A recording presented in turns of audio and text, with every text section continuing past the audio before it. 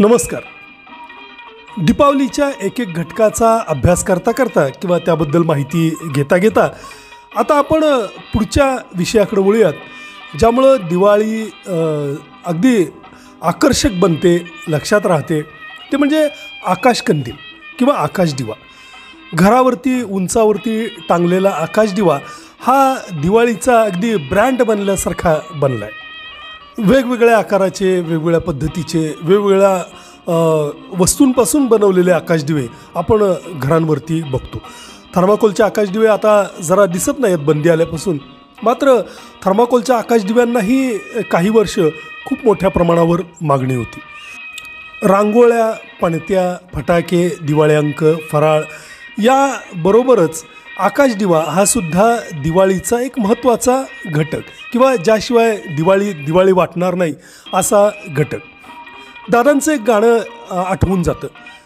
कुणाची ही झाडं, कुणाची हवा, कुणी लाविला हा आभाळी दिवा. अर्थात दादांनी या आभाळातल्या दिव्याबद्दल जे वर्णन केलं आहे ते म्हणजे सूर्य आणि चंद्र याबद्दल. निसर्गाचे हे आकाशदिवे सदोदित रोजच्या रोज आकाशामध्ये टांगलेले दिसतात आणि निसर्गाची दिवाळी ही कायमची, म्हणजे कित्येक पिढ्या येतील जातील, संपून जातील, पुनर्जन्म होतील, मात्र निसर्गाची दिवाळी सदोदित सुरू आहे. तर निसर्गसुद्धा आपल्या परीनं दिवाळी साजरी करताना अशा रीतीनं सूर्य आणि चंद्राच्या रूपामध्ये आकाशदिवे टांगून ठेवतो. माणसाचं काय, माणूससुद्धा निसर्गाचाच घटक असल्यामुळं तो अनुकरण करणारच.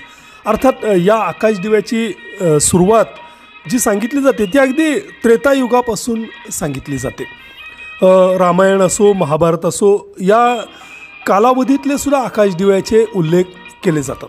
महाभारतामध्ये भीष्म पितामह यांनी दिवंगत आपल्या पूर्वजांच्या आठवणीसाठी कार्तिक महिन्यामध्ये दिवे लावले होते असं सांगितलं जातं आणि त्यानुसार काही उंचावर लावलेले आणि रोषणाई केलेले दिवे याला आकाशदिवे असं म्हटलं गेलं.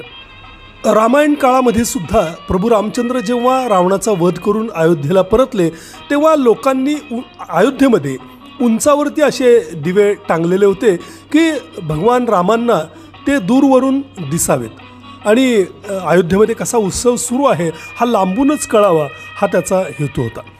काहीही असो, पण आकाशदिवे हा दीपावलीचा अत्यंत महत्त्वाचा, अत्यंत आकर्षक असा भाग. हिंदू धार्मिक मान्यतेनुसार कार्तिक महिन्यामध्ये आकाशदिवे लावणं हे सुखसंपत्ती आणि सौभाग्य याच्या प्राप्तीचं महत्त्वाचं कारण किंवा घटक. त्याचप्रमाणे कार्तिक महिन्याच्या अमावस्येला आकाशात दिवे लावणं हा पितृंच्या मोक्षासाठीचं एक महत्त्वाचं घटक मानला जातो.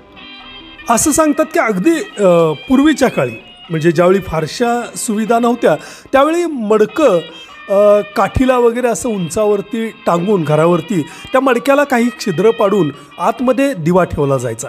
त्यामुळं त्या छिद्रांमधून त्या दिव्याचा प्रकाश सर्वत्र पसरत जायचा. छिद्रांमधून दिसणाऱ्या त्या प्रकाश किरणांमुळं जणू काही प्रत्येक घराच्या वरती तारकासमूह जमा झालेले आहेत असं वाटायचं. ब्रह्मांडातल्या शुभलहरी या आकाशदिव्यांमुळं खेचून घेतल्या जातात आणि त्या ज्या दारामध्ये हा आकाशदिवा लावलेला आहे त्या घरामध्ये त्या पसरवल्या जातात असंही आपल्या हिंदू संस्कृतीमध्ये मान्यता आहे. काहीही असो, पण हे आकाशदिवे लहानपणापासून मनाला मोहित करत आले. अगदी वेगवेगळ्या आकाराचे, वेगवेगळ्या पदार्थापासून बनवलेले हे आकाशदिवे मी लहानपणापासून बघत आलो. माझ्या लहानपणी मी कामट्याचे बनवलेले, म्हणजे बोर्डांनी कामट्यांपासून बनवलेले आणि त्याच्यावरती चमकीचा कागद, जिलेटिन पेपर ज्याला आपण म्हणतो, तो प्रामुख्यानं लावलेला असायचा. चांदणी असायची, कधीकधी विमान असायचं, कधी एखादं घरकुल असायचं. वेगवेगळ्या आकाराचे असे आकाशदिवे कामट्यांपासून बनवलेले असायचे प्रामुख्यानं आणि जिलेटिन पेपरवरती असल्यामुळं आतला प्रकाश अतिशय मोहक रीतीनं संपूर्ण घराच्या दारामध्ये, परिसरामध्ये पसरलेला असायचा आणि अशा आकाशदिव्यांचा सर्वत्र गल्लीभर प्रकाश पसरलेला मला आठवतं आणि खूप सुंदर हे मोहक वातावरण गल्लीभर तयार व्हायचं. काही जणांच्या घरी लाईट नसायचे किंवा मग जाणीवपूर्वक आकाशदिव्यामध्ये विजेचा बल्ब नसावा किंवा काही जुन्या समजुती की त्यात पणतीच लावायची, अशा विचाराने काही जण तेलाच्या पणत्याही त्यामध्ये ठेवलेल्या मला आठवतात आणि त्यासाठी हे आकाशदिवे बनवताना कामटीचे वगैरे त्यामध्ये सोय केलेली असायची. अर्थात असा प्रयोग आता कागदी किंवा जे काही आता सध्याचे आकाशदिवे आहेत त्यामध्ये नसतो. मात्र पूर्वी कामटीचे जे लाकडापासून बनवलेले आकाशदिवे असायचे त्यामध्ये पणती ठेवण्यासाठी खास अशी सोय केलेली असायची आणि असे आकाशदिवेसुद्धा खूप सुंदर दिसायचे. आरपार त्यातल्या त्या जिलेटिन पेपरमधून आतली पणती आणि तिची ती मंद तेवणारी ज्योत खूप प्रसन्न वाटायची. त्यानंतर मग मी थर्माकोलचेही आकाशदिवे बघितले. ते सुद्धा बरेचसे सुंदर दिसायचे. म्हणजे ते बाहेरूनही आकर्षक असायचे आणि रात्री लावल्यानंतरही त्यांचा तो उजेड प्रकाश जिलेटिन पेपरपेक्षा कमी, मात्र आकाशदिवा सुंदर दिसायचा. प्लास्टिकचे आकाशदिवे नंतरच्या काळामध्ये सुरू झाले. मला वाटतं फार कमी प्रमाणामध्ये 80-85पर्यंत प्लास्टिकचे आकाशदिवे मी बघितले. नंतर मात्र आता जवळपास प्लास्टिकच्याच आकाशदिव्यांचा समावेश आकाशदिवे विक्रीच्या दुकानामध्ये दिसतो. चांदणी हा मुख्य घटक प्रामुख्यानं पूर्वी आकाशदिव्याच्या डिझाईनमध्ये दिसायचा. वेगवेगळ्या आकाराच्या चांदण्या कागदाच्या असोत, जिलेटिन पेपरच्या असोत, लाकडी असोत, थर्माकोलच्या असोत, घराघराच्या दारामध्ये टांगलेल्या दिसायच्या आणि त्यामुळं स्वर्ग जमिनीवरती उतरला आहे हा भास दिवाळीच्या या 5-6 दिवसामध्ये व्हायचा. त्याच्या जोडीला मग कधीकधी वेगवेगळे आकारही, म्हणजे एखादं फुलाचा आकार असायचा, विमान असायचं चक्क, असे वेगवेगळे आकारही नंतर सुरू झाले. वरती गोल किंवा अष्टकोन आणि खाली सोडलेल्या झुरमुळ्या हा सर्वात लोकप्रिय आकाशदिव्याचा प्रकार मला आठवतोय. याच प्रकारचे आकाशदिवे जास्त करून बनवले जायचे आणि लोकांच्या दारामध्ये तेही दिसायचे. चांदणीच्या बरोबरीनं हे अशा पद्धतीचे झुरमुळ्या तरंगत राहणारे आकाशदिवे मोठ्या प्रमाणावरती दिसायचे. हे सुद्धा लाकडापासून बनवलेले थर्माकोलचे किंवा कागदी असायचे आणि लाईटच्या सहाय्यानं लावता येतील असे आणि पणती ठेवता येतील असे दोन्ही प्रकारचे आकाशदिवे यामध्येही असायचे.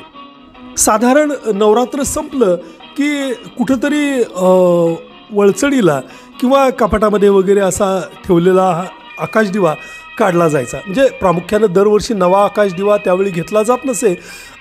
यावर्षीचा आकाशदिवा दिवाळी संपली की व्यवस्थित काढून तो घडी करून पुन्हा प्लॅस्टिक पिशवीमध्ये वगैरे सुरक्षित ठेवून जपून ठेवला जायचा आणि आठवणीनं पुढच्या वर्षी नवरात्र संपताच तो काढून त्याची स्वच्छता करून पुन्हा एकदा तो टांगला जायचा दारावरती. हा आकाशदिवा जुन्या दिवाळीच्या आठवणी पुन्हा एकदा प्रज्वलित करायचा. या आदल्या वर्षीच्याच आकाशदिव्याला पुन्हा लावण्यामुळं आपले पूर्वीचे ऋणानुबंध जागे झाल्यासारखं वाटायचं. अशा रीतीनं दिवाळीच्या आधी 1-2-3 दिवस लावलेला हा आकाशदिवा त्यानंतर मग तुळशीच्या लग्नापर्यंत प्रत्येक घरावरती टांगलेला असायचा. त्या उजेडामध्ये रात्री आम्ही लहान मुलं प्रचंड पळापळी करायचो, खेळायचो आणि तो एक वेगळा भन्नाट असा अनुभव असायचा. संपूर्ण गल्ली या आकाशदिव्यांच्या उजेडामध्ये प्रकाशित झालेली असायची. दिवाळीच्या दिवसामध्ये अगदी पहाटं हा आकाशदिवा घराघरावरती प्रज्वलित व्हायचा आणि त्यानंतर रात्री उशिरा किंवा मग दिवाळीचे मुख्य 4 दिवस तर तो रात्रभर चालूच असायचा. आकाशदिव्याशी जोडलं गेलेलं आमच्या पिढीचं हे नातं आजही पुढं आलेलं आहे आणि आजही पुढची पिढी तेवढ्याच उत्सुकतेनं आकाशदिवे बनवतं, स्वतः बनवतं किंवा खरेदी करून आणतं आणि घरावरती टांगतंच. तर दिवाळीच्या मुख्य घटकांपैकी आकाशदिवा या घटकाबद्दल 4 शब्द बडबड मी या ठिकाणी केली. धन्यवाद. दिवाळीच्या पुन्हा एकदा सर्वांना हार्दिक शुभेच्छा. पुन्हा भेटूच.